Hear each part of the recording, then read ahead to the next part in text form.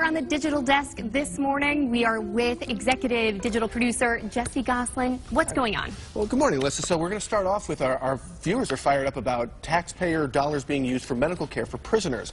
So about 3 months ago, the state announced that they're going to purchase higher quality food for the state's prisoners and medical care. So no one really happy about this particular subject. And a lot of people involved on Facebook. Yes. Oh, yeah. In the conversation. Yeah. Normally, I always try to find comments on both sides, people that are in favor of a topic or against it. But this is for people who still buy compact discs. Best Buy has become the latest national. Absolutely. I know I had a hard drive fail that had all of my wedding pictures on it, and I was freaking out, but I had a burned. And then finally this morning, you know, we've talked about before how there's never. Good. Very creative, Matt. We always love when people get involved in our Facebook conversation and all social media platforms. Thank you so much, Jesse.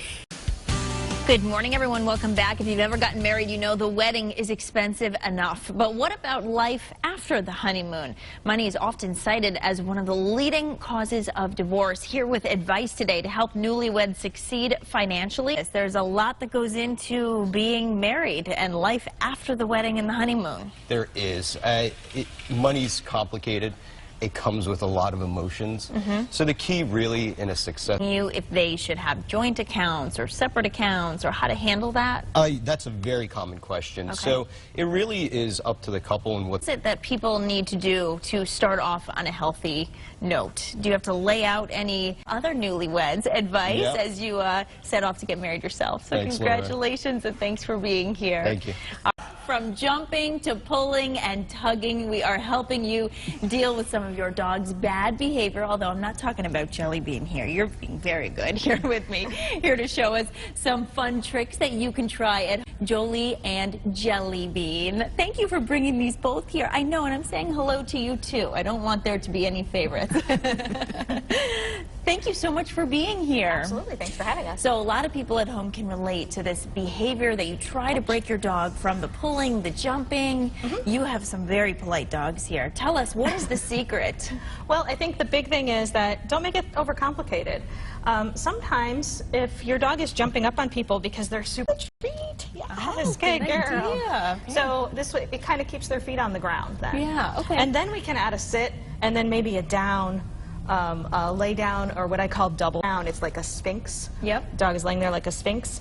Then we can have a rep. Right. Okay. And then we have bummer with the head down, or bang when they're laying on their side. And these guys don't really, they don't really need to get any smaller. So the downs are harder for the smaller breed dogs. But the larger breed dogs, they like to show off all their tricks, and they can get down and do the bang and then jump back up and get their treat, and they're pretty cool with that. So you would want to go through this routine with them while someone is showing up at your house, because that's usually the time that right. Well, you want to practice it a lot. Okay. Handle your dogs. Well, I think that ultimately the calmer your guest is, the calmer the dog will be. Right. And so if they come in and they're like, I got a bunch of treats you didn't get me. She's like, hello, I'm being very calm here. Very sweet. Maura, now, did you put your dogs through training here?